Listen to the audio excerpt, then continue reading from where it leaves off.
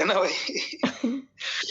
ठीक है, Clavien Dindo classification for surgical morbidity assessment. Okay, क्यों करना है? ताकि अपने को एक यूनिफॉर्म प्लेटफॉर्म मिले कि सर्जरी के बाद कितने कॉम्प्लिकेशन हो रहे हैं, so that we can compare the surgical procedures. Uniformity नहीं थी, कोई लोग बोल रहे थे हमारा कोई कॉम्प्लिकेशन नहीं है, और उनका कोई कॉम्प्लिकेशन नहीं का क्राइटेरिया था कि मरीज मरा नहीं, किसी के घाव में ही कॉम्प्लिकेशन बोल रहा था वो। तो ऐसा कुछ भी कॉमन नहीं आ रहा था कि भाई क्या है। इसके लिए बनाया क्लेवेन-डिंडो ने क्लासिफिकेशन। क्या है? डिग्री 1 में उन्होंने दिया कि सिर्फ सिम्टोमेटिक ट्रीटमेंट की जरूरत पड़े and there is deviation from the normal post of course.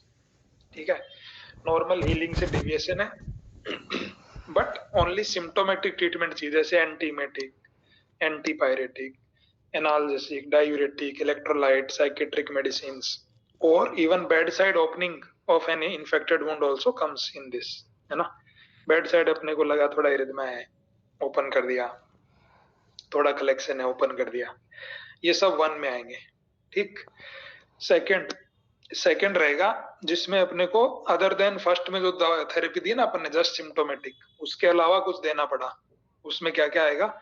Antibiotics, blood, TPN, और may be anti platelets and etcetera etcetera, जो भी अकॉर्डिंग टू नीड।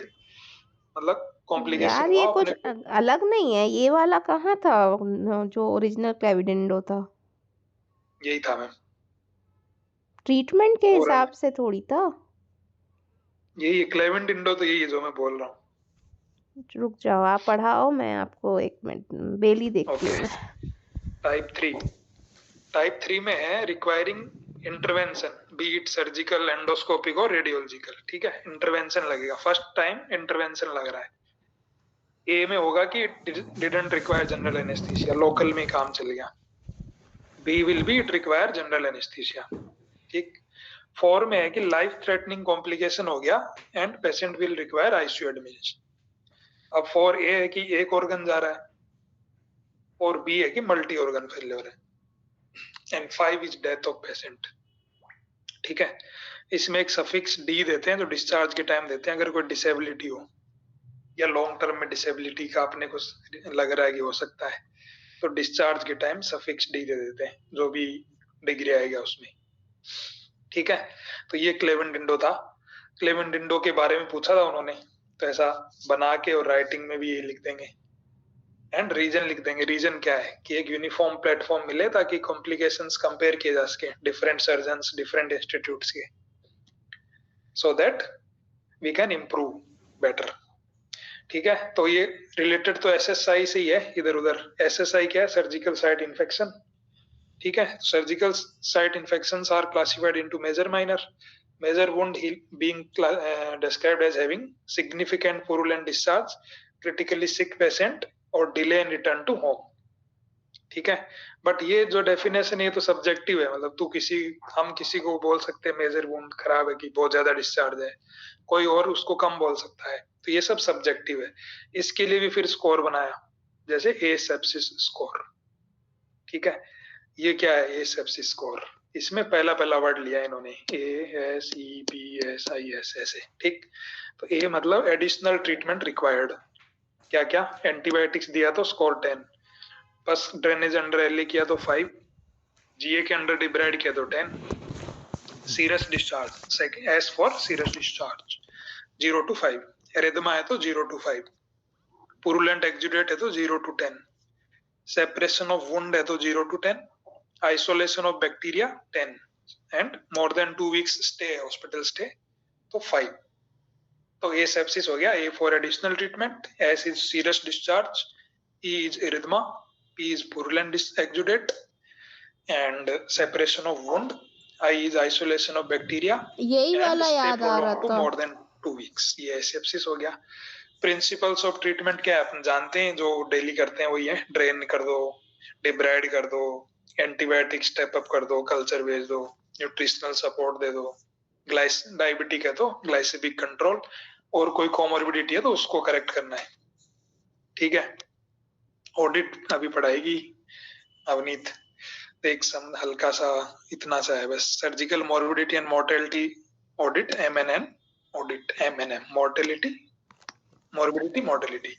क्या फायदा है? Assessment of efficacy of the hospital system, कि अपन किस क्वालिटी की health care delivery कर पा रहे हैं, उसका असेसमेंट होगा। एडिक्वेट पेशेंट सेफ्टी, क्योंकि इंप्रूवमेंट होगा उससे। प्रिवेंटिंग नेग्लिजेंस, कि भाई कोई किसी लेवल पे नेग्लिजेंस तो नहीं हो रहा है, वो अपने को पता चलेगा। सेल्फ असेसमेंट होगा, ठीक है, और जो अच्छा कर रहे हैं उनको प्रमोट करेंगे तो it will act like a better team. और audit should not be a blame game, ऐसा नहीं कि एक दूसरे पे ब्लेम डाल लें, तो नहीं कर दिया वो कर दिया, rather we should focus on discussing and finding new ways to improve, ठीक है। Benefits improve patient safety, frequent morbidity and mortality audit decreases the complication rates जो of मैं units। बोल रही थी वो साउथहैम्पटन था। हाँ वही ना। Allow introduction of latest and improved techniques in MDT, gives opportunity for education training of trainees, like अपने जैसे लोग ट्रेनिंग ले रहे हैं उनके लिए भी अच्छा है। And allows individual improvement in areas where they are lacking, ठीक है। ये तो था अपने मेन बुक से चंद्रा। इसके बाद सीडीसी का क्या है, वो अपने के एसएसआई पे भी क्वेश्चन आया था डिटेल में 5 के नंबर का, तो ये 2 पन्ने तो काफी नहीं रहेंगे, कम पड़ जाएंगे। तो सर्जिकल साइट इन्फेक्शन क्राइटेरिया, ठीक है। First is superficial incisional, easy है, ज्यादा वो नहीं है। सुपरफिशियल इंसिजनल एसएसआई, ये क्या होगा? एक तो 30 डेज के अंदर होना चाहिए, within 30 days of NHSN operative procedure. NHSN क्या है? National health care safety network.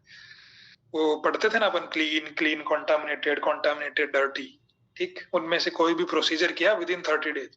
First day किसको मान रही है? डे ऑफ सर्जरी या प्रोसीजर को मान रही है डे 1, तो उसके 30 डेज के अंदर होना चाहिए। एक क्राइटेरिया किसका? सुपरफिशियल इंसिजनल एसएसआई का। And involves only superficial things like skin and subcutaneous tissue, बस उतना ही डीप होना चाहिए। And patient has at least one of the following, इन एबीसीडी में से एक होना चाहिए, ठीक है। ये 3 चीज अगर मिल गई 30 दिन के अंदर है, सुपरफिशियल है और इनमें से एक है, क्या है ये? Purulent drainage from the superficial incision, wound open किया अपन ने, सुपरफिशियल था एंड पुरुलेंट डिस्चार्ज था। अगर ये एक अकेला मिल गया देन इट विल क्वालिफाई। ये नहीं मिला तो अपन ने जो कल्चर कराया उसमें ऑर्गेनिज्म आइसोलेट हो गया, तो क्वालिफाई कर जाएगा। तीसरा है कि अपन ने कल्चर कराया नहीं, ठीक है, बट पेशेंट को लोकल साइन सिम्टम थे, जैसे localise pain, tenderness, localise swelling, erythema, heat, ये सब मिला तो भी क्वालिफाई कर जाएगा। एंड फोर्थ इज एक डायग्नोस कर दे कोई फिजिशियन या फिजिशियन इक्विवेलेंट कि भाई ये एसएसआई है, सुपरफिशियल एसएसआई, तो भी वो मान लेंगे, ठीक है ना। सिर्फ इसके बस बेस पे नहीं मान लेंगे, ये 2 चीज भी होनी चाहिए, within 30 days and it should be limited to the superficial structures, ठीक है। ये हो गया सुपरफिशियल इंसिजनल एसएसआई, ठीक है। कमेंट्स क्या है? तो 2 टाइप होते हैं सुपरफिशियल इंसिजनल एसएसआई के भी 2 टाइप हैं, प्राइमरी एंड सेकेंडरी। सिंपल है, प्राइमरी मतलब जो इंसिजन प्राइमरी सर्जरी के लिए दे रहे हैं उसका। सेकेंडरी मतलब साथ में मान लो ड्रेन डालने के लिए और कोई सेकेंडरी इंसिजन दिया या कोई डोनर साइट पे, उसका हो गया तो उसको सेकेंडरी बोल देंगे, ठीक है। ये हो गया। अभी इनमें क्या क्या मीट नहीं करेंगे क्राइटेरिया, तो ये बोल रहे हैं कि ऐसे ही रैंडम कोई सेलुलाइटिस मिल गया या एरिथमा, वार्मथ, रेडनेस मिल गया तो ऐसा नहीं कि उसको बोल देंगे कि ये सुपरफिशियल एसएसआई है। It should be related to the incision site, ठीक है। सेकंड कि नॉर्मल ऐसा स्टिच एब्सेस मिले हल्का, मिनिमल इन्फ्लामेशन है तो उसको भी नहीं लेंगे इसमें। एंड लोकलाइज्ड स्टेब वुंड है, ठीक है ना, step wound for drain placement और सब, उसको भी नहीं बोलेंगे, ठीक है। अब इंसिजन तो अपने को पता ही है, इंसिजन मतलब जो ऑपरेटिव प्रोसीजर के लिए अपन ने दिया है, स्टेब वुंड मतलब ड्रेन वगैरह रखने के लिए, ठीक। फिर आता है डीप। सुपरफिशियल हो गया, सुपरफिशियल होना चाहिए within 30 days from date of surgery, superficial यानी skin subcutaneous tissue. And one criteria में क्या था कि या तो पुरुलेंट डिस्चार्ज मिले, या फिर अपने को कल्चर में बैक्टीरिया मिल गया, या फिर लोकल साइन सिम्टम मिल गए, या फिजिशियन ने डिक्लेयर कर दिया, ये सब मिल गया तो सुपरफिशियल। अभी आता डीप। डीप के क्या क्राइटेरिया है? डेट ऑफ इवेंट से 30 to 90 डेज, ठीक। वो 30 तक था, ये 30 to 90 डेज, डे 1 वही है operative. Involves deep soft tissue of the incision. Deep मतलब मसल फेस, जैसे एब्डोमेन का इंसिजन मान लो तो स्किन सबक्यूटेनियस टिश्यू तक सुपरफिशियल, बस्ट उसके बाद एब्डोमेन. हाँ बस्ट एब्डोमेन, ठीक है. मसल तक है, मतलब बस्ट में तो अगर बाउल वाउल आ गया तो वो अंदर चला जाएगा फिर मामला, कैविटी वाला. तो फेशिया जाता है तो ही तो होता है ना. क्या? वो रेक्टस एब्डोमिनिस तक पहुंच जाते हैं ना, वो उसका फेस चला जाता है शीथ, तभी तो बस्ट एब्डोमेन होता है. मसल लेयर बोल रहा है ना. बस्ट का मतलब तो वो है ना, ओपन भी तो हो सकता है, पूरा बाउल आ गई मान लो बाहर. So this involves deep soft tissue, है ना, डीप सॉफ्ट टिश्यू तक गया है बस, उसके बियॉन्ड नहीं गया. और वापस वही, इनमें से एबीसी में से एक होना चाहिए. क्या क्या है एबीसी? पुरुलेंट ड्रेनेज होना चाहिए डीप इंसिजन से. ओके, डीप इंसिजन से अपने को जो भी एस्पिरेट मिला, deep incision deliberately opened or aspirated by a surgeon, and spontaneous dehiscence भी आएगा, अगर अपने आप खुल गया सीट तक वो भी आएगा, ठीक है. या फिर एंड, यानी एंड कल्चर में बैक्टीरिया मिल गया. कल्चर अगर नहीं किया तो ये होना चाहिए, क्या होना चाहिए? फीवर, लोकलाइज्ड पेन और टेंडरनेस, ठीक है. तो बी पॉइंट काफी बड़ा है. एक तो डेलिबरेटली ओपन हो गया हो या एस्पिरेट किया हो, प्लस बैक्टीरिया मिल गया. अगर कल्चर नहीं किया तो एक और प्लस साइन होनी चाहिए, लोकल साइन सिम्टम होनी चाहिए, ठीक. थर्ड है एब्सेस और other evidence of infection involving deep incision detected on gross anatomical examination और हिस्टोपैथोलॉजिकल एग्जामिनेशन और इमेजिंग टेस्ट, ठीक है. मान लो स्किन इंटैक्ट है, अंदर अंदर फैल रहा है, इमेजिंग में पता चला यूएसजी में, या ओपन हो गया, अपन ग्रोसली देख रहे हैं कि यार ये तो गया सीट तक, तो वो सब क्वालिफाई कर जाएंगे. तो ये हो गया डीप इंसिजनल एसएसआई, ठीक है. अब डीप में भी दो टाइप हैं, प्राइमरी सेकेंडरी, वही उसी के बेस पे इंसिजन कौन सा है, प्राइमरी है कि सेकेंडरी. थर्ड आता है फिर ऑर्गन और स्पेस एसएसआई. इसमें क्या रहेगा, डेज तो वही रहेंगे 30 to 90 days, okay. And any part of the body deeper than the fascial or muscle layer that is opened or manipulated during the operative procedure, है ना. मान लो वुंड खुल के बाउल आ गया, कैविटी में कम्युनिकेट कर गया, मतलब कैविटी में पहुंच गया तो ऑर्गन और स्पेस, स्पेस में चला गया ना कैविटी में, तो उसको स्पेस एसएसआई बोलेंगे. और वापस वही एबीसी में से एक होना चाहिए. क्या होना चाहिए?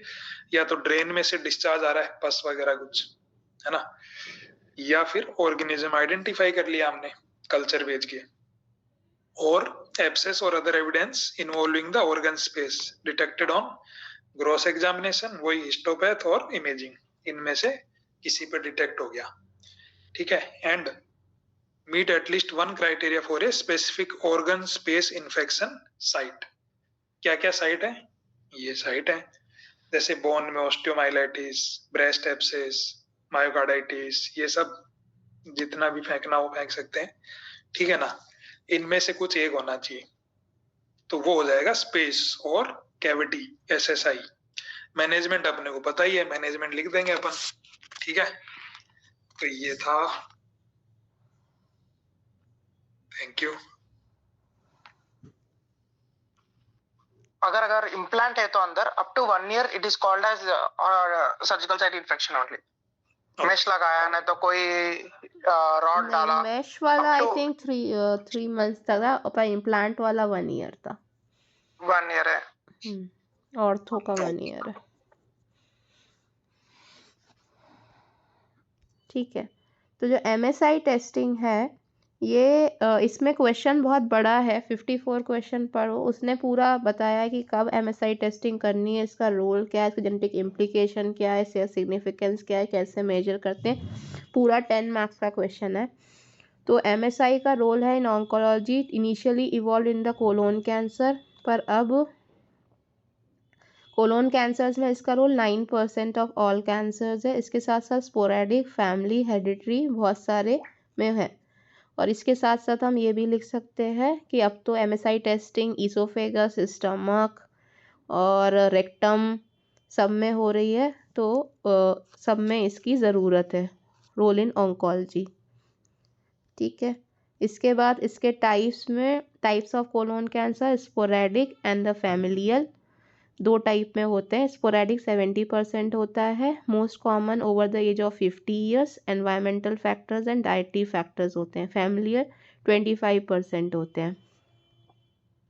Inherited colon cancer less than 10% होते हैं। कॉलोनिक पॉलिप्स, एंड इसमें 2 टाइप के होते हैं, विथ पॉलीपोसिस, विदाउट पॉलीपोसिस। तो विथ पॉलीपोसिस में फैप, मैप, प्यूर्सचैगर, स्पीटेन होता है। विदाउट पॉलीपोसिस में HNPC लिन सिंड्रोम होता है जो MSI रिलेटेड होता है। तो कैंसर एक जेनेटिक डिसीज है और इसमें हमको पता है कि ये 4 तरीके से कैंसर हो सकता है। Tumour suppressor genes, proto oncogenes, DNA repair gene और एपोप्टोसिस रिसेप्टर। HNPCC में पॉलिप्स नहीं होते हैं? नॉन पॉलीपोसिस नाम ही है भाई, नॉन पॉलीपोसिस। जनरल पॉपुलेशन जैसा रहता है ना, because in FAP there are thousands of polyps. Number of polyps. Yeah. Number 100 से कम रहता है। It is less, so they called it no polyposis, और उसको because there are thousands, so they called it polyposis. like that. 30 non polyposis cancer syndrome. But polyps होते हैं। हाँ होते हैं। Less than 100. ठीक है, तो अब DNA का अपन को बेसिक स्ट्रक्चर पता है। A के साथ T रहता है, G के साथ T होता है, और एक न्यूक्लियोटाइड में फॉस्फेट, शुगर और बेस होता है। ठीक है, तो अभी ये अपना एक DNA लेंगे, तो इसने बताया एक DNA को अगर हम पूरा पढ़ना चाहे, अगर उसको A4 शीट के प्रिंटेड फॉर्म में रखे, तो 10 rooms of 8 into 8 10 into 10 rooms भर जाएंगे। इतना डेटा रहता है एक DNA में, तो बहुत ज़्यादा डेटा है। तो DNA cellular metabolism, UV light exposure, ionizing radiation, chemical exposure, replication errors, इन सब से DNA डैमेज होता है। और उनको उस DNA डैमेज से क्या क्या एक्टिवेट होता है? Cell cycle checkpoint activation, transcriptional programme, DNA repair and apoptosis. तो ये 4 तरीके हैं DNA रिपेयर को ठीक करने के। तो DNA रिपेयर 2 टाइप के होता है, single stranded, double stranded. Double stranded में 2 टाइप है, होमोलॉगस एंड नॉन होमोलॉगस। तो सिंगल स्ट्रैंड रिपेयर DNA के 3 टाइप है, that is nucleotide excision repair, base excision repair and mismatch repair. तो हम आज पढ़ रहे हैं मिसमैच रिपेयर। इतना सब कहानी बताने का तरीका था कि जो मिसमैच रिपेयर है ये होमोलॉगस सिंगल स्ट्रैंडेड रिपेयर में हेल्प करता है। ठीक है, तो mismatch repair can occur anywhere in DNA during replication. A mismatch repair are prone to in repetitive sequence of DNA। तो इसने ये बताया कि मिसमैच रिपेयर हो तो कहीं पे भी सकता है, पर होता कहाँ पे? जहाँ पे रिपीटेटिव DNA की सीक्वेंसेस हो। तो ये रिपीटेटिव DNA की सीक्वेंस मोस्टली DNA पॉलीमरेज जो चेक करता है म्यूटेशंस कुछ तो नहीं हो गई है या गलत तो कुछ नहीं अटैच हो गया है, वो DNA पॉलीमरेज के सर्विलेंस से एस्केप हो जाता है। तो फिर these repetitions of DNA sequence of base pairs, तब हमसे वो मिसमैच रिपेयर हो जाता है। और वो मिसमैच रिपेयर फिर आगे जाके करेक्ट कैसे होता है मैं बताऊंगी। तो इनहेरिटेड पॉलीपोसिस ये तो पुराना ही है, इसके बाद ये भी पुराना ही है, रिपीट हो गया है कुछ। तो जो रिपीटेटिव DNA सीक्वेंस है 99% ऑफ ह्यूमन शेयर, मतलब मेरा और आपका सबका DNA 99% सेम होगा, सिर्फ 1% में डाइवर्सिटी है, एक्सेप्ट इन आइडेंटिकल ट्विंस। उनको छोड़ के अगर नॉर्मल पर्सन में देखा जाए तो 99% DNA सबका सेम होगा। तो ये डाइवर्सिटी बनती किससे? रिपीटेटिव DNA सीक्वेंस सब में अलग अलग होता है, वो उसको यूनिक बनाता है सबके DNA को। तो ये रिपीटेटिव DNA मेनली टीलोमरेज और सेंट्रोमियर के पास रहता है। ठीक है, तो ये टेंडम एरेज है। अब ये रिपीटेटिव DNA 3 फॉर्म में होता है, satellite, mini satellite, micro satellite. तो इन ये satellite, mini satellite, micro satellite की डेफिनेशन क्या है ये मैं आगे बताऊंगी। सैटेलाइट जो है वो ये है कि हाईली रिपीटेटिव DNA है with each repetitive sequence 1000 to several thousand base pair तक रिपीट होता रहेगा, तो उसे सैटेलाइट बोलेंगे। Up to 100 million base pairs में होता है सैटेलाइट। तो ये जो येलो कलर का बना है टीलोमियर सेंट्रोमियर, यहाँ पे सबसे ज़्यादा सैटेलाइट होते हैं कंटेन, ये येलो वाला है दैट इज सैटेलाइट। तो occur heterochromatin satellite DNA mainly centromere और टीलोमरेज के पास सैटेलाइट होता है और इसके base pair 1000 million base pairs होते हैं। जो मिनी सैटेलाइट होता है उसमें 100 बेस पेयर्स तक रहता है, तो 500 टू 30,000 बेस पेयर्स होता है। तो मिनी सैटेलाइट्स जो हम लोग पढ़ रहे हैं माइक्रो सैटेलाइट इंस्टेबिलिटी, ये 2 to 6 pairs with the entire ranging 10,000 to 1 lakh base pairs length में 2 to 3 base pairs जो है वो बार बार रिपीट होते हैं। तो ये कॉन्सेप्ट है सैटेलाइट्स का। इन्हीं सैटेलाइट्स का जो डिफरेंस होता है उसको हम डिटेक्ट करते हैं। तो एक एरिया ऑफ इंटरेस्ट है मतलब single base pair mismatch, adenine threonine की जगह साइटोसिन से हो गया। अब इसको करेक्शन कैसे होगा, उसको एमएमआर प्रोटीन रिकॉग्नाइज करेंगे उस एरिया को, उस पर जाके बाइंड करेंगे, उस मिसमैच एरिया को निकाल देंगे यूजिंग न्यूक्लिएजेस और फिर डीएनए पॉलीमरेज उसको फिर से बना देगा। तो एक बार फिर से हम लोग उसको वीडियो के फॉर्म में देखेंगे। एक क्रोमोसोम है, क्रोमोसोम में अंदर डीएनए है, डीएनए के अंदर माइक्रो सैटेलाइट्स है 1 to 9 base pair, mini satellites है 10 to 100 base pair and more then 100 base pair macro satellites. तो अब देखो क्या हुआ कि एक डीएनए था उसमें मिसमैच हुआ। तो नॉर्मल फंक्शन में क्या होता है कि ये जो डीएनए पॉलीमरेज है ये पहले रन करता है, ठीक है, पूरे डीएनए में रन करेगा और जहाँ जहाँ भी डिफेक्ट्स होंगे उसको करेक्ट कर देगा। पर इसने डीएनए पॉलीमरेज से छूट गया, एक जो गुआनिन था वो साइटोसिन से अटैच होना था पर उससे ना अटैच होके थायमिन से अटैच हुआ, तो इसको बोलेंगे मिसमैच। पूरी रो अच्छी है बस एक जगह पे मिसमैच हो गया। अब इस मिसमैच के जगह पे आके जो हमारे एमएसआई प्रोटीन्स हैं, एमएमआर प्रोटीन्स हैं, वो जाके अटैच हो गए, तो वो डाइमराइजेशन के फॉर्म में काम करते हैं। तो MSS6 एंड MSS2, PMS2 और MLH1 ये जाके उस जगह पे उसने बाइंड हो गया और उसने एक्सोन्यूक्लियस को वहाँ पे ले आया, ठीक है। अब इस एक्सोन्यूक्लियस ने इसको पूरा जो गलत जुड़ा था उसको काट दिया एंड उसके बाद पॉलीमरेज ने आके फिर से इसे जोड़ दिया। तो ऐसे MSI टेस्टिंग जो होती है, MSI प्रोटीन्स जो होते हैं वो काम करते हैं। अब हमारे MMR जीन्स जो है वो प्रोटीन्स जो है ये प्रोड्यूस करते हैं MSI अपने प्रोटीन्स, तो वो प्रोटीन्स अब प्रोड्यूस नहीं कर पा रहे। अगर ये प्रोड्यूस नहीं कर पाएगा या ख़राब प्रोड्यूस करेगा तो ये जो सिंगल बेस पेयर रिपेयर हुआ था वो अब रिपेयर नहीं हो पाएगा। तो these genes are mutated in some individuals, जिससे MMR डेफिशिएंसी कैंसर रिलेटेड बन जाते हैं और ये म्यूटेशन सोमैटिक भी हो सकती है, जर्म लाइन भी हो सकती है। अगर MMR प्रोटीन की डेफिशिएंसी हुई leads to uncorrected uncontrolled mutations of and mismatches in microsatellites and उसको हम माइक्रोसैटेलाइट इंस्टेबिलिटी और MSI हाई कैंसर बोलते हैं। तो माइक्रोसैटेलाइट्स जो रहते हैं वो नॉन कोडिंग रीजन्स में होते हैं और MMR डेफिशिएंसी से वो कंटिन्यू रेप्लिकेट, वो एरर वाला जो था, जो एरर को करेक्ट करना था वो करेक्ट नहीं कर पाए, वो एरर ही मल्टीप्लाई होता गया बहुत सारा, और उन एरर्स ने क्या किया, ऑन्कोजीन्स और ट्यूमर सप्रेसर जीन को इनएक्टिवेट कर दिया और मैलिग्नेंट ट्यूमर बनने लगा। तो this propensity of uncorrected errors को म्यूटेटर फिनोटाइप बोलते हैं, माइक्रोसैटेलाइट इंस्टेबिलिटी बोलते हैं। तो ये HNPCC करा सकता है। अब इसको डिटेक्ट कैसे करेंगे? अगर हम MMR जीन्स को डिटेक्ट कर रहे हैं तो हम PCR करेंगे, अगर हम MMR प्रोटीन्स को डिटेक्ट कर रहे हैं तो हम ISC करेंगे। ये कॉन्सेप्ट तो हमारा आई थिंक सबका क्लियर हो चुका है। तो MMR genes is the cause when the genes are mutated, proteins are not produced, तो प्रोटीन का एक्सप्रेशन लॉस हो जाता है because of absence of corrections of MMR protein, तो MSI hypermutated is the effect। तो फर्स्ट वी शुड अंडरस्टैंड, ये तो पढ़ लिया, ठीक है। तो न्यूक्लियस क्रोमोसोम था, जीन्स में डिफेक्ट आया तो प्रोटीन्स नहीं बन पाएंगे, प्रोटीन्स का डेफिशिएंसी हो जाएगी।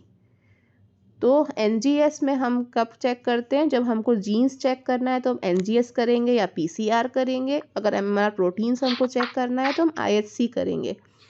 और हाइपरम्यूटेबिलिटी ऑफ माइक्रोसैटेलाइट्स पीसीआर से डिटेक्ट करते हैं। तो ये 3 ऑप्शन, ये वाला स्लाइड का स्क्रीनशॉट लेके रख लो, ये बहुत इंपॉर्टेंट है।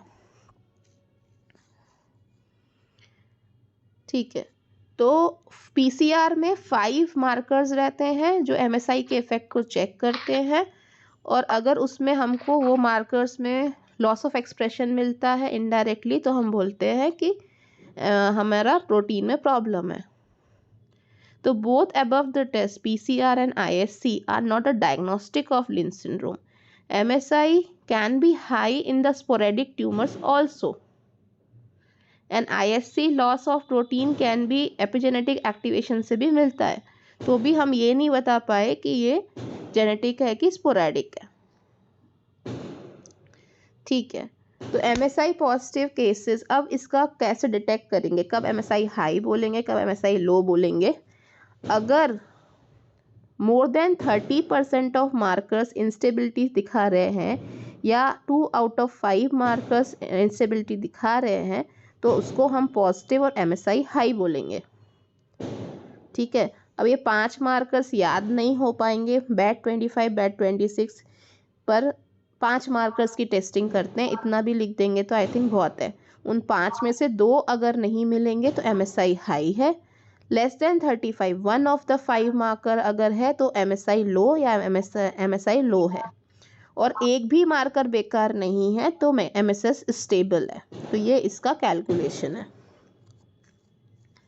Hereditary cancer syndrome associated with MSI, lynch syndrome, उसके साथ साथ बायएलेलिक अगर प्रॉब्लम आती है एमएसआई में तो जीआई, ब्रेन, हेमेटोलॉजिकल प्रॉब्लम आती है।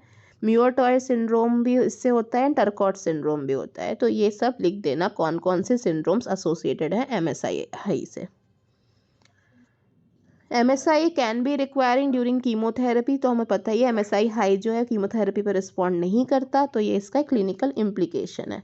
तो क्लिनिकल इम्प्लीकेशंस क्या है? Risk assessment for the cancer to guide cancer surveillance and preventive measures, prognostic marker है, प्रिडिक्टिव मार्कर है फॉर कीमोथेरेपी, फॉर इम्यूनोथेरेपी।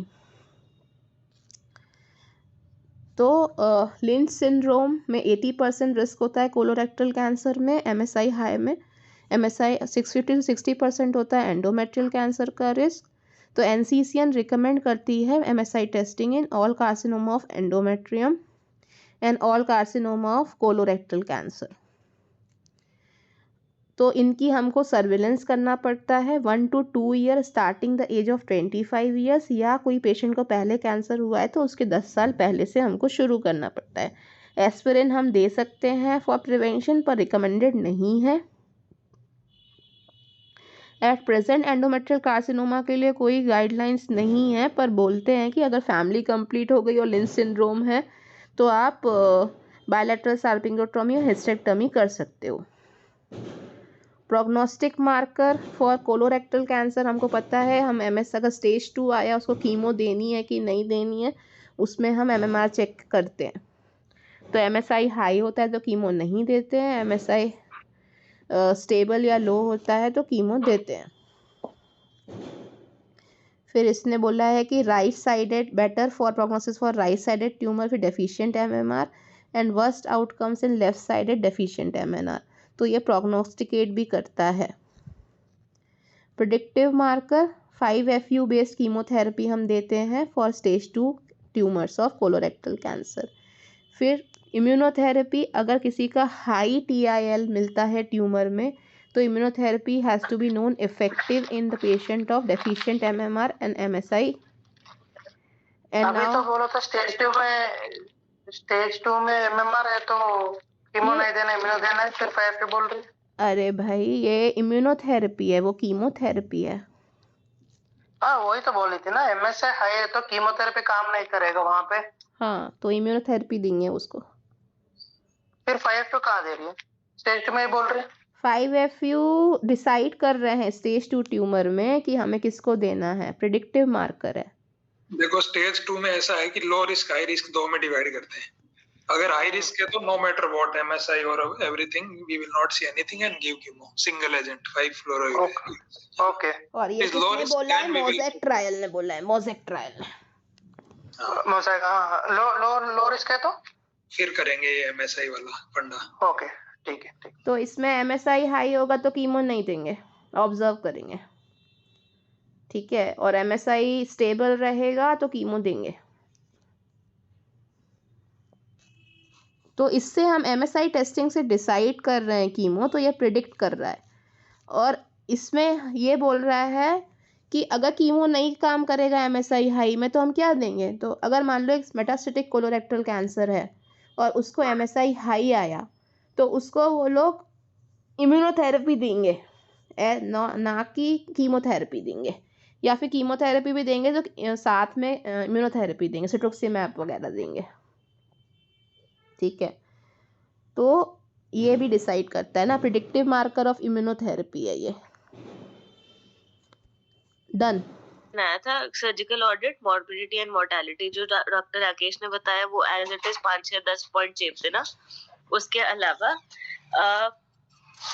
देखो, quality improvement process that seeks to improve patient care and outcomes through systematic review of care against explicit criteria and implementation of change। ठीक है, तो ये एक तरह का क्वालिटी इम्प्रूवमेंट का प्रोसेस है जिससे पेशेंट केयर इम्प्रूव होता है। कैसे?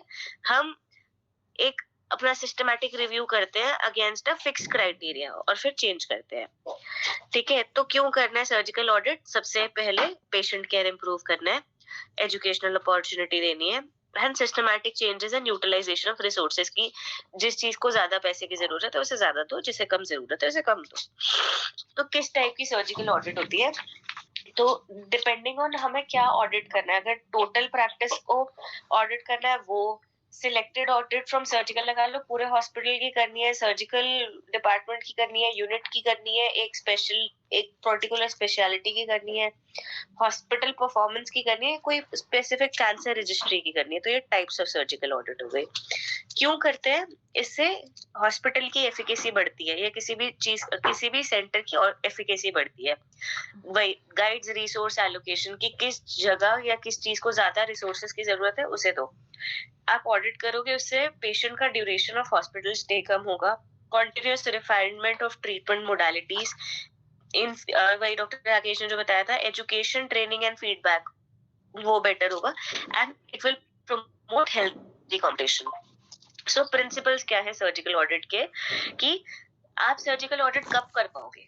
जब आपके पास मेडिकल रिकॉर्ड्स कंप्लीट है, तब जब आप उन्हें ऑब्जेक्टिवली देखोगे, तब आप जिससे उसको कंपेयर कर रहे हो आपके स्टैंडर्ड्स जो है वो एक्यूरेट है and you are doing it honestly, ठीक है। So what is the parameter of an audit? ठीक है, so it can be the audit of a structure, of a process or of an outcome. So audit of structure क्या होता है कि किस चीज को कितना रिसोर्स मिल रहा है, वो क्या वो उसमें देना भी चाहिए। ऑडिट ऑफ प्रोसेस क्या होता है कि कितना कैसे कैसे, जैसे लगा लो डिसइंफेक्शन, उसका प्रोसेस कितनी बार हो रहा है, कैसे कैसे हो रहा है। और आउटकम जो कि लॉन्ग टर्म मॉर्बिडिटी और मोर्टालिटी देखता है। तो हमको जो क्वेश्चन आया था वो ऑडिट ऑफ आउटकम पे आया था, ठीक है, long term morbidity and mortality. ये सबसे जरूरी है, ये साइकिल बना के आना है, ठीक है।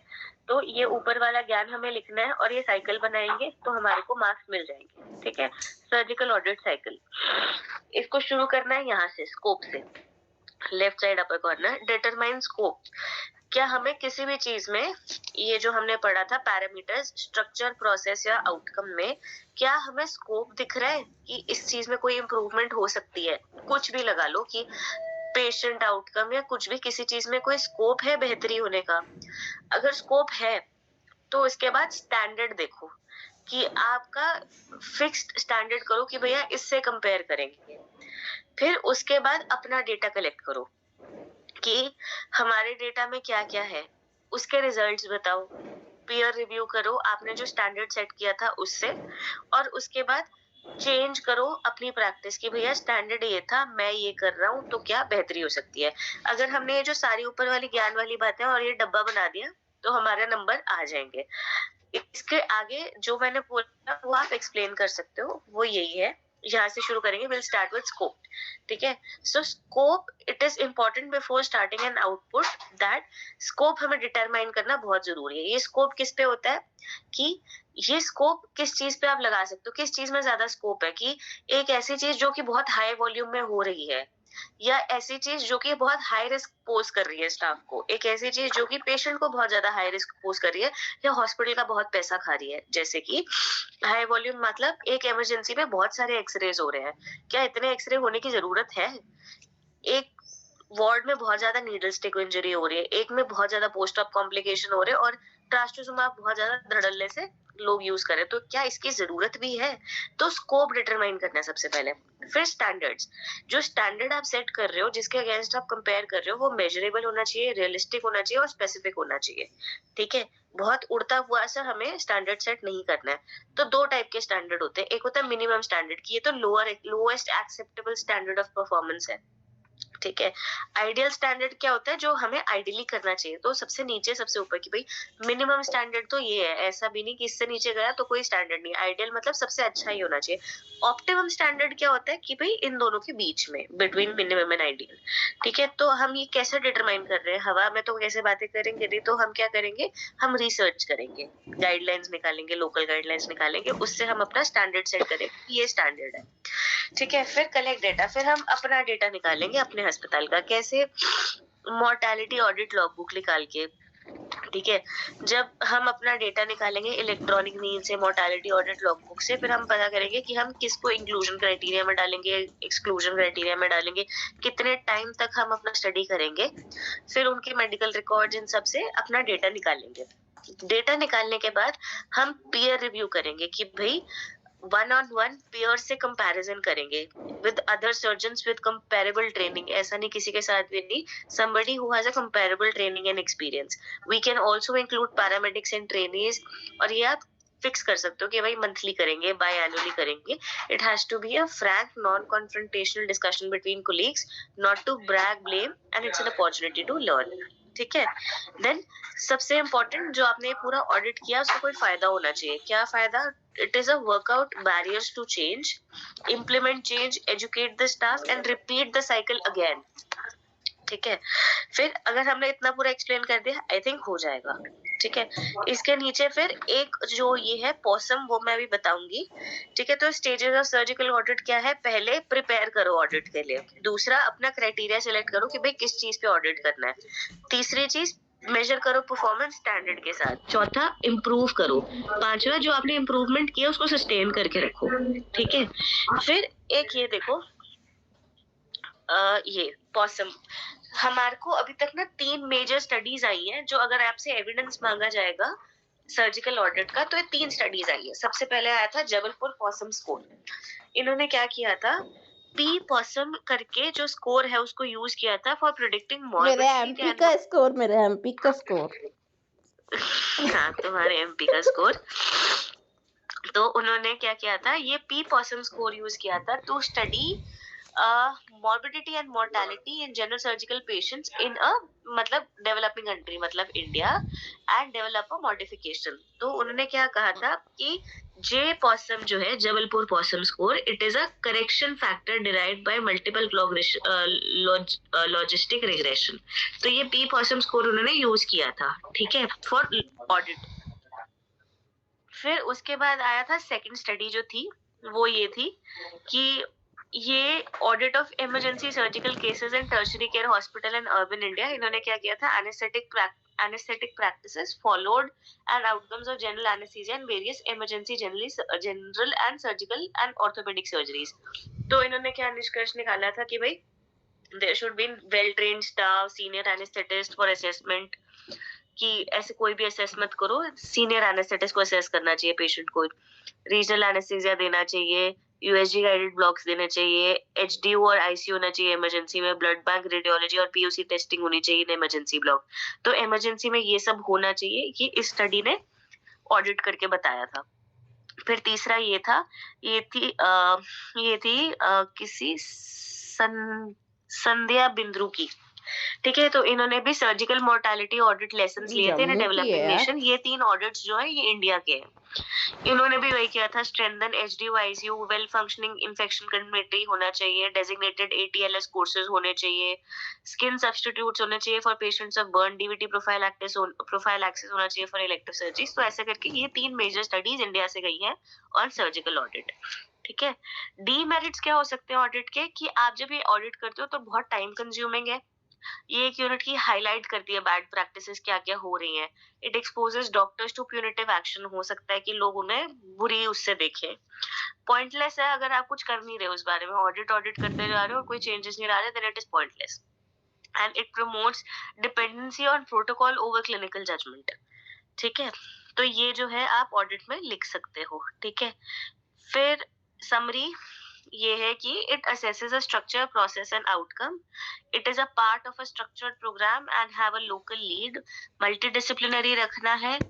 टॉपिक ऐसा होना चाहिए जो कि हाई रिस्क, हाई वॉल्यूम या हाई कॉस्ट प्रॉब्लम हो, ऐसे किसी भी चीज पे ऑडिट नहीं करना। हम इससे standards from good quality guidelines बना सकते हैं, एक्शन प्लान बना सकते हैं फॉर बैरियर्स टू चेंज, फिर बार बार री ऑडिट करो अपने चेंजेस को, and mechanisms and systems to monitor and sustain development. ठीक है, तो अगर हम सिर्फ वो छोटा वाला मतलब छोटा सा एक लिख देंगे और वो साइकिल बना देंगे तो आई थिंक हमारा हो जाएगा आंसर। है ये डॉक्टर राकेश ने भी पढ़ाया भी था थोड़े दिन पहले। तो डीएनए है, डीएनए डैमेज होता है बहुत सारी चीजों से, हमें पता है, एनवायरमेंटल एक्सपोजर्स, एंडोजेनस एक्टिविटीज, इन सब की वजह से डीएनए डैमेज होता है। तो डीएनए को रिपेयर करने के बहुत सारे तरीके होते हैं। ठीक है, तो रिपेयर जो है दोनों तरीके से हो सकता है। अगर एक स्ट्रैंड इफेक्ट हुआ है तो सिंगल स्ट्रैंड रिपेयर, दोनों स्ट्रैंड ब्रेक हुआ है तो double strand repair. Single strand repair के 3 मैकेनिज्म होते हैं, base excision repair, nucleotide excision repair, mismatch repair. ठीक है, मिसमैच रिपेयर हमें अभी सौम्यता ने पढ़ाया। ठीक है, तो ये सारे जैसे उन्होंने बताया था सिंगल स्ट्रैंड रिपेयर मैकेनिज्म है। तो base excision, nucleotide excision, MMR. Double strand क्या होते हैं, homologous, non homologous end joining pathway. ठीक है, तो बेस एक्सिजन रिपेयर वाला जो है हम बात करेंगे।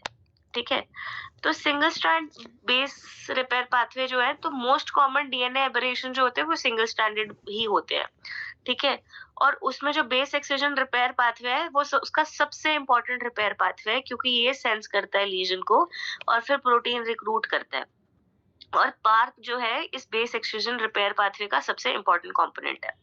ठीक है, तो पार्प है क्या, ये पार्प एक एंजाइम है जो कि लार्ज ब्रांच चेन बनाता है पीएआर का। तो बेसिकली ये डीएनए है, उसने देखा यहाँ गड़बड़ है, उसने इस डीएनए को निक किया। पार्प 1 ने क्या किया, इस निक को सेंस किया, बाइंड किया, फिर कैटालिटिक एक्टिवेशन करके recruitment of DNA repair pathway बनाया, डीएनए सही कर दिया, बढ़िया कर दिया। ठीक है, तो ये हमने अभी तक बात की कि डीएनए रिपेयर 2 तरीके से होता है।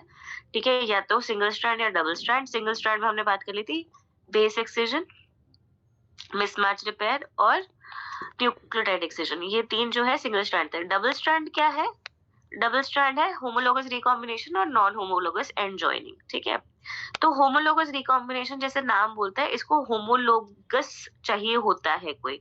ठीक है, नॉन होमोलोगस को कोई होमोलोगी नहीं चाहिए होती, मतलब सामने वाला स्ट्रैंड नहीं चाहिए उसको। तो होमोलोगस जो है फर्दर 2 पाथ का है, जीन कन्वर्जन पाथवे और सिंगल स्ट्रैंड अनीलिंग पाथवे। ठीक है, तो ब्राका जो है, BRCA 1 act high up before, ये बेसिकली जीन कन्वर्जन सब पाथवे और सिंगल स्ट्रैंड अनीलिंग पाथवे दोनों को इफेक्ट करता है। ठीक है, ये दोनों अलग अलग क्यों है, क्योंकि जो जीन कन्वर्जन पाथवे है it depends on sister chromatid template to synthesise DNA. ठीक है, तो अगर उसको करेक्शन करना है तो उसको एक सिस्टर क्रोमैटिड चाहिए as a template to synthesise DNA. ठीक है, जबकि सिंगल स्ट्रैंड अनीलिंग पाथवे जो है उसको ऐसा कुछ सिस्टर क्रोमैटिड नहीं चाहिए।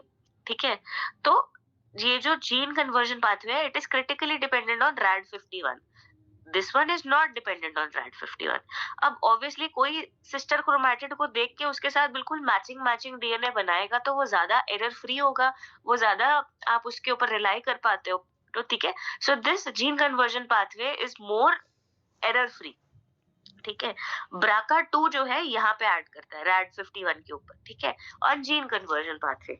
ठीक है, तो जब भी कोई करेक्शन करना होता है डीएनए डबल स्ट्रैंड रिपेयर करना होता है तो BRCA1 acts up on the cycle, BRCA2 acts here on RAD51। ठीक है, तो इन दोनों पाथवे से जो पार वाला हमने पढ़ा यानी सिंगल स्ट्रैंड और ये डबल स्ट्रैंड के दो पाथवे से सेल रिपेयर हो जाता है। ठीक है, तो BRCA और DNA रिपेयर क्या है कि बेसिकली अगर किसी का ये भी गया हुआ है, मतलब BRCA म्यूटेशन भी हो गया, ठीक है, यानी उसका BRCA म्यूटेशन की वजह से क्या हुआ, double strand DNA repair pathway उसका एबेरेशन हो गया, मतलब आप होमोलोगस रिकॉम्बिनेशन नहीं कर पाओगे। ठीक है, तो अगर BRCA1 गया तो ना जीन कन्वर्जन पाथवे होगा, ना सिंगल स्ट्रैंड एनीलिंग पाथवे होगा, रह गया क्या, नॉन होमोलोगस एंड जॉइनिंग। ठीक है, तो non homologous end joining is the only way he can repair double stranded DNA break repairs. This is not a error free pathway, ये बहुत सारे एरर्स करेगा क्योंकि हमने पढ़ा कि error free pathway is gene conversion pathway. ठीक है, तो अगर BRCA1 है तो ये दोनों काम नहीं करेंगे, उसके पास रह जाएगा सिर्फ नॉन होमोलोगस एंड जॉइनिंग, क्योंकि आपने पार्प इनहिबिटर भी दे रखा है, उस पार्प इनहिबिटर की वजह से सिंगल स्ट्रैंड DNA रिपेयर भी नहीं हो रहे।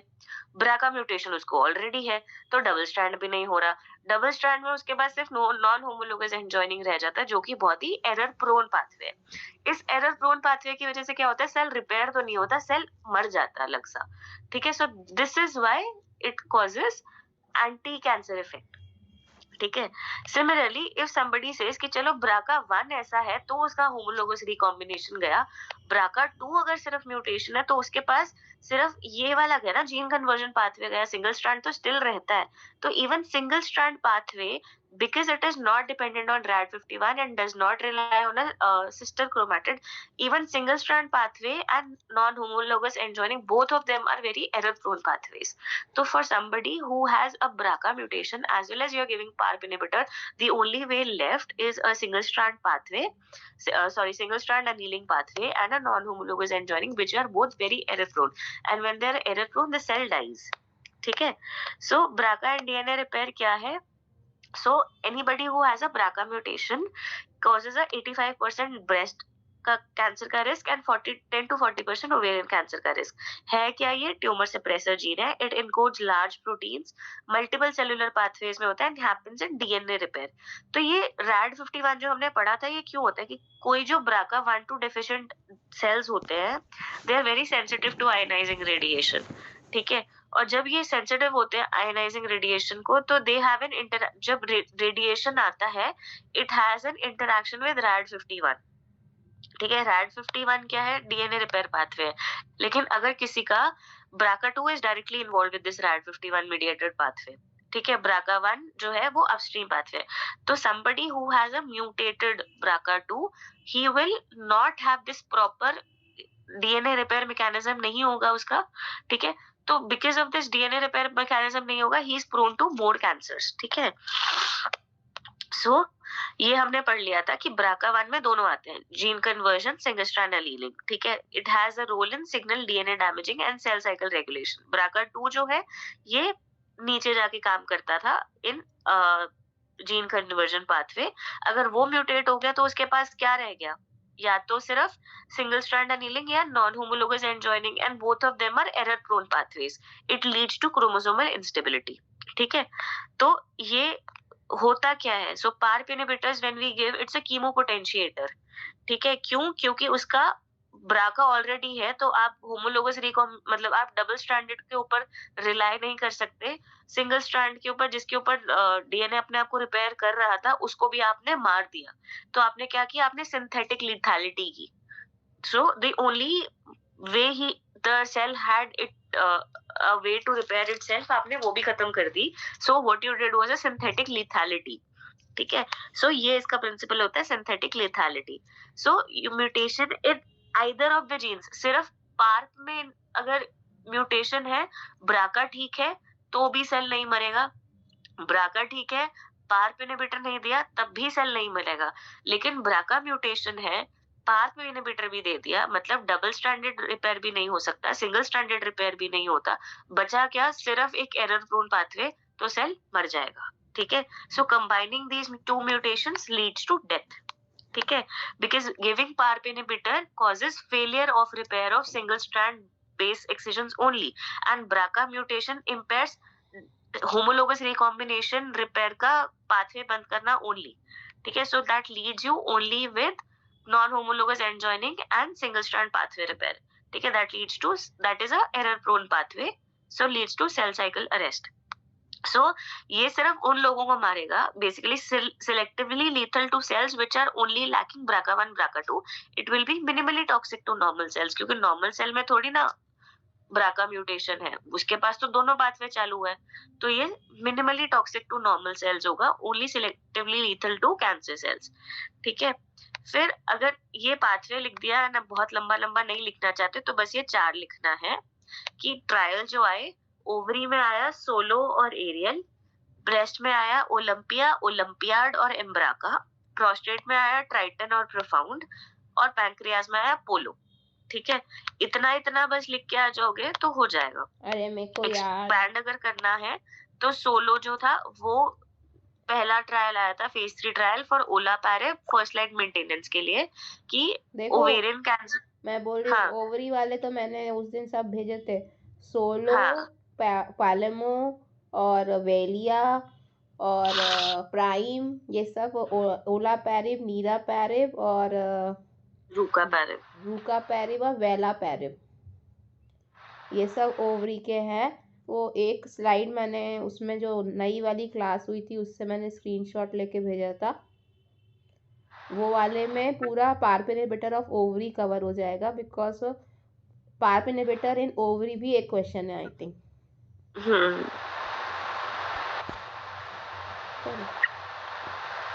ठीक है. हम्म. तो ओवरी में वो वाला लिख देंगे. ये तो पढ़ा तो आप. फिर ओलंपियाड जो है, ये याद रखना कि ओलंपियाड जो है वो इसके मेटास्टेटिक. रिजल्ट नहीं लिखे ना मैंने, रिजल्ट आपको पढ़ाने पड़ेंगे. अच्छा ठीक है. तो फेज 3 सोलो ट्रायल जो है, ये ओलापैरेब अप्रूव हुआ था फर्स्ट लाइन मेंटेनेंस सेटिंग में for BRCA1-2 advanced ovarian cancer. तो बेसिकली एडवांस्ड ओवेरियन कैंसर जिसको आपने प्लैटिनम बेस्ड कीमोथेरेपी दी और उसको पार्शियल या कंप्लीट रिस्पांस आया, उसके बाद आपने एक आर्म को प्लेसिबो दिया, एक आर्म को ओलापैरेब दिया. ओलापैरेब देने से उन्होंने देखा कि ऑब्वियसली डिजीज प्रोग्रेशन और डेथ जो है वो कम हो गया. प्रोग्रेशन फ्री सर्वाइवल बढ़ गया. हाँ, तो इसकी वजह से वो अप्रूव हुआ था for germline somatic BRCA mutation ovarian cancers, ठीक है. तो ये था ओवरी का पहला.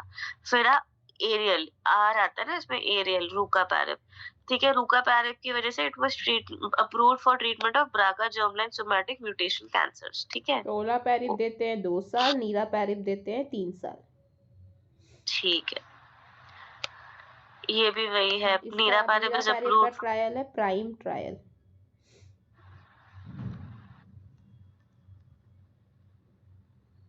ठीक है. फिर ओलंपियाड जो है वो मेटास्टेटिक ब्रेस्ट कैंसर के लिए, ओलंपिया जो है वो अर्ली ब्रेस्ट कैंसर के लिए, ठीक है. एक शब्द एक्स्ट्रा है ना तो एक स्टेज ऊपर हो जाता है, ठीक है. तो ओलंपियाड जो है वो फेज 3 ट्रायल है, इस पे अलग से क्वेश्चन आया हुआ है. ओलंपियाड जो है ओलापैरेब के लिए था for metastatic breast cancer in germline BRCA mutation. तो germline BRCA mutation metastatic breast cancer को उन्होंने who received no more than 2 lines of previous chemotherapy, उन लोगों को उन्होंने रैंडमाइज किया था ओलापैरेब टैबलेट्स वर्सेस स्टैंडर्ड थेरेपी पे. पीएफएस देखा था कि ओलापैरेब वालों का पीएफएस 7 मंथ्स था, स्टैंडर्ड थेरेपी का 4.2 मंथ्स था. उतना ज्यादा सिग्निफिकेंट नहीं आया. रिस्पांस रेट 59.9 और 28.8. रिस्पांस रेट काफी ज्यादा, मतलब ऑलमोस्ट डबल से भी ज्यादा, ठीक है. तो रिस्पांस रेट्स काफी अच्छे आए थे इसमें. ये ओलंपियाड ट्रायल है. फिर एम्ब्राका जो है ये भी ब्रेस्ट कैंसर के लिए था, बट इसमें ट्रालाजोपैरेब यूज किया था for similar breast cancer patient. इसमें भी उन्होंने देखा ओवरऑल सर्वाइवल बेनिफिट नहीं मिला, तो ना ओलंपियाड में मिला ना एम्ब्राका में मिला. फिर प्रोस्टेट के लिए आए 2, ट्राइटन एंड प्रोफाउंड. इन्होंने रूकापैरेब और ओलापैरेब स्टडी किया था और इन दोनों स्टडीज की वजह से दे वर FDA approved for main with castration resistant prostate cancer. Objective response rate 44%, progression free survival 66%, ठीक है.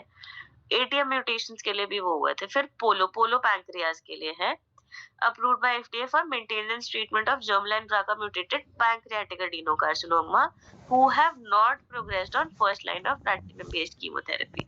इसमें भी PFS बेनिफिट है. फिर ओलंपियाड मेटास्टेटिक के लिए था, ओलंपिया अर्ली ब्रेस्ट कैंसर के लिए है। फेज 3 ट्रायल कि आपने पेशेंट को स्टैंडर्ड कीमो, रेडिएशन, सर्जरी सब कर दी, फिर आपने एक साइड प्लेसिबो रखा, एक साइड पाप इनहिबिटर रखा, तो पाप से डीएफएस बढ़ता है, ठीक है, एंड रेकरेंस फ्री सर्वाइवल बढ़ता है और डिस्टेंट डिजीज फ्री सर्वाइवल बढ़ता है, ठीक है। Non BRCA mutated oestrogen receptor positive को देना है ना? हाँ ER पॉजिटिव को देना है। हाँ पार्क नहीं, पार्क ब्राका वालों को देंगे ना, ब्राका तो उनको देंगे, ब्राका वालों को देंगे। तो ब्राका वालों को देंगे, तो ब्राका वालों को कोई बा ER/PR HER2 तो तब भी देंगे क्या? हाँ वो जो ER वाला है वो CDK4/6 है। हाँ वो CDK4/6 है, ठीक है। हाँ फिर नहीं तो नॉन अगर मान लो पेशेंट अपना TNBC है, या वैसे ब्राका वाले मोस्टली TNBC होते हैं, BC होते हैं, हाँ, ब्राका 2 वाले यूजुअली वो होते हैं नॉर्मल लुमिनल बी। तो ऐसे पेशेंट में ओलापैरिप कहाँ फिट होगी? मेंटेनेंस में, अर्ली में मेंटेनेंस में होगी, 2 साल तक देते हैं ना। अच्छा ठीक। फिर नॉन ब्राका तो HRD कहते हैं ना हम लोग की, HRD का सिर्फ एक कंपोनेंट है ब्राका। तो अगर कोई ब्राका म्यूटेशन नहीं है, definitive defects in epigenetic mutations of BRCA जैसे प्रोमोटर मिथाइलेशन या mutation of other components of BRCA associated pathway, तो ब्राका नेस जो होती है ना, होमोलोगस रिकॉम्बिनेशन, ब्राका नेस कहते हैं, एग्जिबिटिंग स्पोरैडिक ब्रेस्ट कैंसर्स, उनमें भी यूज होते हैं ये। उनमें भी आप ये वाले सारे जो ड्रग्स हैं वो यूज कर सकते हैं। तो ओवरी में हम पढ़ते हैं ना HRD टेस्टिंग करते हैं, HRD टेस्टिंग में ऑलमोस्ट 40% टेस्टिंग में 3 चीज लिखनी है, एक तो LOH लॉस ऑफ हेटेरोजाइगोसिटी, एक टेलोमरेज इंस्टेबिलिटी, और तीसरा मेरे को याद नहीं है। ये तीन चीजें कैरेक्टरिस्टिक है, इनका एक स्कोर होता है। अगर वो स्कोर मोर देन 42 आता है तब उसको HRD बोलते हैं। ठीक है, कल पढ़ा दो बेटा। ठीक है, तो मैकेनिज्म ऑफ रेजिस्टेंस, तो मोटा मोटा अगर आप किसी को पार्प इनहिबिटर दे रहे हो, उसको मैकेनिज्म ऑफ रेजिस्टेंस कब आएगा? तो ये बेसिकली किस पे काम कर रहा है? होमोलोगस रिकॉम्बिनेशन जो था, जो ब्राका से रिपेयर हो रहा था। तीसरा है, एक है लॉस ऑफ हेटेरोजाइगोसिटी, दूसरा है टेलोमेरिक एलिलिक इम्बैलेंस, तीसरा है लार्ज स्केल स्टेट ट्रांजिशन करते। गूगल करा मैंने। ठीक है, तो ये 3 चीजें इंपॉर्टेंट होती हैं, इससे ये स्कोर बनता है, और ये स्कोर अगर मोर देन 42 आता है तो मतलब HRD है। तो वो HRD पॉजिटिव पेशेंट ओवरी में भी होते हैं, ब्रेस्ट में भी होते हैं, and in HRD positive patients में ओलापैरिप काम करती है, और HRD नेगेटिव में नीरापैरिप भी काम करती है। तो नीरापैरिप HRD पॉजिटिव और नेगेटिव दोनों में काम करती है। तो अगर पेशेंट ब्रेका टेस्टिंग के लिए अफोर्ड नहीं है तो आप पेशेंट को नीरापैरिप दे सकते हो, क्योंकि वो दोनों के लिए अप्रूव्ड है। रूकापैरिप का नहीं पता है भाई, कल गाइडलाइंस पढ़ाए थे ना ओवरी की संडे को, तब उसमें है रूकापैरिप भी है। तो नीरापैरिप 3 साल के लिए देनी है और ओलापैरिप 2 साल के लिए देनी है। मैं रूकापैरिप तो एग्जाम में लिखूंगी नहीं, मेरे को 2 याद हो गई, वही लिखूंगी। चलो ठीक है, तो मैकेनिज्म ऑफ रेजिस्टेंस यही है कि बेसिकली दोनों पाथवे रुके हुए हैं ना, तो या तो डबल स्ट्रैंड वाला पाथवे अपने आप रिस्टोर हो जाए, या फिर सिंगल स्ट्रैंड वाले पाथवे का जो है वो अपने आप रिपेयर हो जाए। दोनों पाथवे अगर अपने आप रिपेयर होने लग गए तो रेजिस्टेंस आ जाएगी ड्रग की, ठीक है। तो रिस्टोर्ड होमोलोगस रिकॉम्बिनेशन तब भी मैकेनिज्म ऑफ रेजिस्टेंस आ जाएगा, ठीक है। या फिर gain of function mutation of BRCA2 आ जाए तब भी वो हो जाएगा, रेजिस्टेंस आ जाएगी, ठीक है। और क्या होगा? सो बेसिकली ठीक है, और एक और चीज लिखनी है, अगर पार्प इनहिबिटर्स के लिए किसी को अगर रेजिस्टेंस आती है ना, तो it is more of a chance कि उसको सिस्प्लैटिन की भी रेजिस्टेंस आएगी, ठीक है।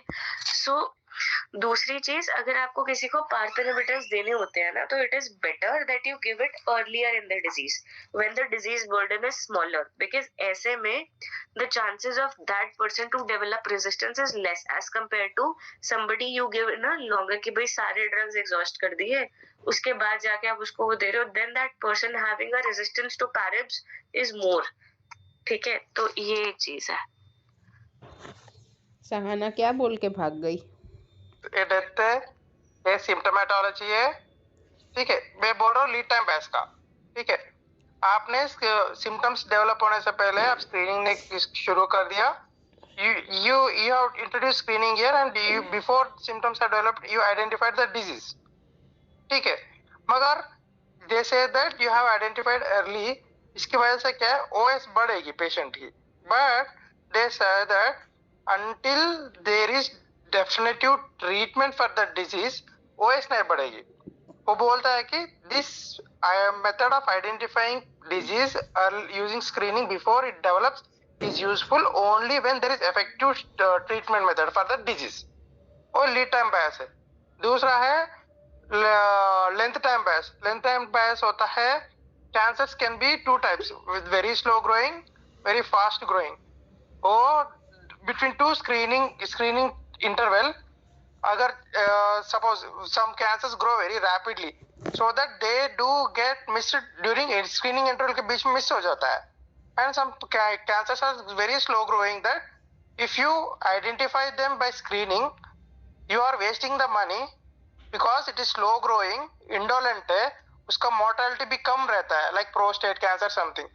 Some cancers are very rapidly growing, क्या ना, between two screening intervals it grows rapidly and it can also lead to death. That is called as क्या बोलते हैं, लेंथ बायस। तीसरा सिलेक्शन बायस। लीड टाइम बायस जो आपने अभी बताया वो लेंथ टाइम बायस। हाँ, ये लेंथ टाइम बायस है, पहले वाला लीड टाइम बायस है, तीसरा सिलेक्शन बायस, बस उतना है। सिलेक्शन ऑपरेटर डिपेंडेंट होता है। हाँ, ये बेसिकली तीसरा होता है सिलेक्शन बायस, वो है वॉलंटियर बायस, कि मोस्टली जो पेशेंट हेल्दी वाला रहता है वो हेल्दी वाला रहेगा। हाँ। यही है जो आपके जनरल ऑन्को 1 2 3 में दिया है ना, एग्जैक्टली वही दो डायग्राम बना के दिया है जो मोहन ने भी बना के दिखाया। तीसरा है सिलेक्शन बायस या वॉलंटियर बायस। खत्म, बायस इन स्क्रीनिंग, क्वेश्चन ओवर। चंद्रा में भी दिया है ऐसा? हाँ, चंद्रा में तो जरूर ही दिया होगा। मैं चंद्रा से पढ़ा शायद। रजिस्ट्री क्या है और कैंसर रजिस्ट्रीज क्या है? रजिस्टर रजिस्ट्री ये है, it is a system, okay. ये इसमें नहीं दिया है, ये मैंने नेट से देखा। Registration and register, registration is a system of collecting data, interpreting data. A registry is an office or an institute who collects data, analyzes and then formulates a plan. Okay, so the cancer registries are therefore very important instrument to measure cancer burden in a defined population. There are broadly two registries in a population or in a country. एक तो है population based, जो कि PSM वाले करते रहते हैं population, एक हॉस्पिटल हमारे रजिस्ट्री, दो ही मेन है, ओके। दोनों में इश्यूज क्या क्या है? जो हॉस्पिटल रजिस्ट्री है उसमें बायस का चांस है, क्योंकि पेशेंट्स जो आते हैं वो सिलेक्टेड होते हैं। एक्चुअल जो पॉपुलेशन का स्टेटस है जो ग्राउंड बेसिस पे है वो पॉपुलेशन बेस्ड रजिस्ट्री से पता चलता है, ठीक है। ये इसमें इम्पोर्टेंट है इस paragraph. Population based registry collects data of all cancers in a defined population, thus they are able to provide burden of cancer in a defined population, and as cancer registration is a permanent process. There are three main sources of registration, या तो hospital होगा या laboratories, okay, या hospital, laboratories, pathology and radiology, where patient of cancer is diagnosed and labeled, okay. So hospital में आगे ये आ गया और डेथ सर्टिफिकेट्स।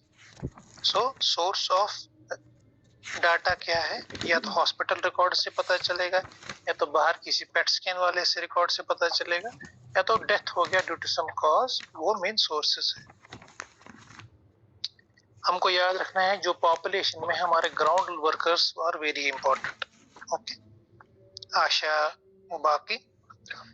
अभी दो इश्यूज हैं, what is difference in the western, what is difference in the our population development. In western world the data is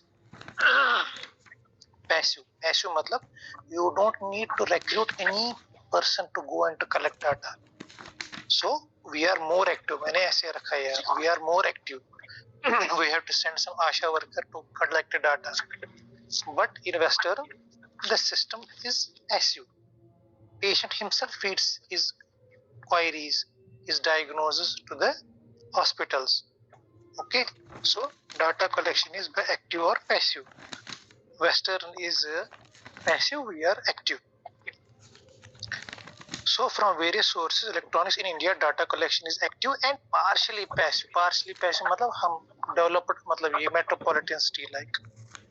So for active data collection, trained registrar staff visits various sources of registration, collects information. Okay, khatam. So what is registry? What is registration? What are the sources? What are the two main categories of registries? Population based and hospital based. What are the types depending upon the data collection, active and passive? अभी आगे चलते हैं. So what is the minimum variable that need to be collected by registration? Minimum सबसे कम एक आशा worker को आप भेजोगे, what is the minimum that she should collect? It is by name. She should collect age, gender and location. This is the minimum 4 things. NEGR. NEGR means name, age, gender and residence. ये minimum से minimum possible है, उसको ये लेके आना है जब भी वो काम पे जाएगी. So population based cancer registration usually don't have information on staging. Simply याद रखना, वो उधर गए उसको बेचारे को क्या staging के बारे में, मतलब these are the population although basis gives burden of disease but it is difficult because उनको ज़्यादा staging के बारे में they can't give you the information. Okay, where the site they can just what is the information on the papers, they can collect that.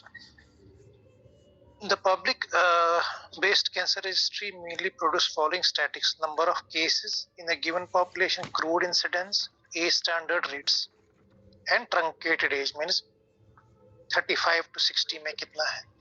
Okay, India does not have cancer registry. Okay, national cancer registry नहीं है. We have hospital based and population, but as a whole single national cancer registry we don't have. ये table and में बोलता हूँ, पहले इधर चलता हूँ. एनसीसीडी तो है ना एक. हाँ वो, लेकिन नेशनल कैंसर नहीं है, वो फंडेड है. ठीक है, इसमें एक नेशनल कैंसर कॉम्प्रिहेंसिव ऐसा कुछ है ना उसका नाम. हाँ वो एक और है, बता देता हूँ कुछ देर के बाद. इसमें एक पेज है, वो उसे पढ़ना पड़ेगा. तो what is rural cancer registry? Rural means गांव वाले. तो फील्ड स्टाफ को याद रखना है, he goes out to collect data, visits hospital, medical college, pathology. इसके कांटेक्ट में आशा भी होती है, हेल्थ वर्कर, पीएचसी वर्कर भी होता है. इनको एवरी 6 मंथली जाना पड़ता है ये विजिट के लिए. That is must. Okay, so they collect information, interact with the patient relatives, check again the reports है कि नहीं, कुछ डबलिंग तो नहीं होगी, ये क्रॉस चेक करते हैं. This case information goes to the treating hospital where the information is finally gathered. All दिमाग में इतना रखना है कि उसको मोबिलाइज करके ही collects the data, gives to the main hub where they cross check and finally ये registered database में जाता है and they finally collect the duplicate है कि नहीं, checking performa, enter data in the CAN register 5. Finally ये cancer registration होता है. दूसरा है अगर ये नॉन रेसिडेंट है उसका अलग एक फॉर्म को रखते हैं बट उसको इंक्लूड नहीं करते हैं, ठीक है। ये रूरल में कैसे कैंसर रजिस्ट्री वर्क करती है, ये it revolves around the health worker on the ground basis, okay. अब अर्बन में यहाँ पे हमारा हेल्थ वर्कर नहीं है, यहाँ सीधा हॉस्पिटल केस इंफॉर्मेशन है, रेसिडेंट है तो एंटर करेंगे, नॉन रेसिडेंट है तो बाहर अलग फॉर्म, वो डाटाबेस में चेक करेंगे टेलीफोनिक और अदर कम्युनिकेशन से डुप्लीकेट तो नहीं है, प्रोफॉर्मा फिल करके data enter into can register 5 cancer register हो गया। सो ये है हमारे दो कैंसर रजिस्ट्री, अर्बन और रूरल। तो utility of cancer registry data क्या है? सो इसमें है कि cancer registries are essential for developing cancer control strategies. Cancer registries are considered as a central nervous system, eye and ear of the cancer control program. Important line. Are useful in identification of cancer burden in a population, thus guide the requirement need of primary, secondary and tertiary facilities depending upon the what burden is there. Identify most common cancer, most common sites, what are the trends, what is the success, what you are implementing, उसका success है कि नहीं, evaluate success, generate hypothesis regarding the risk factor.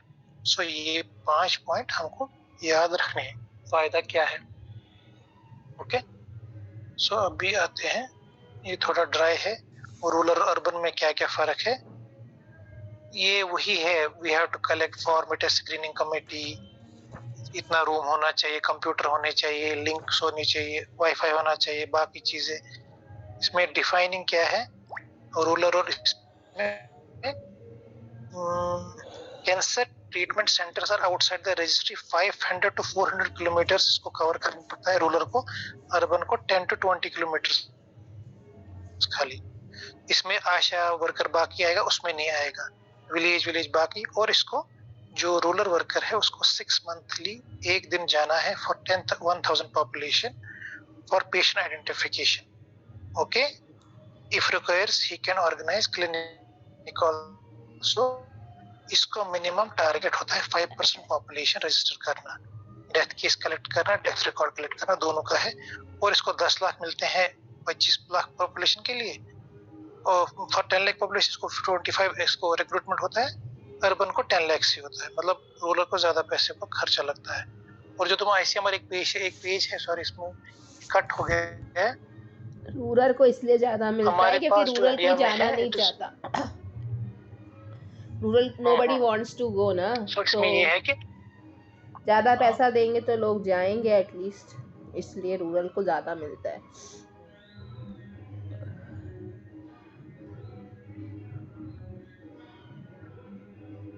ठीक है,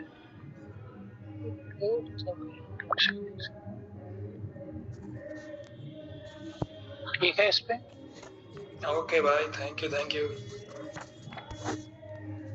यार कौन है पता नहीं, इतना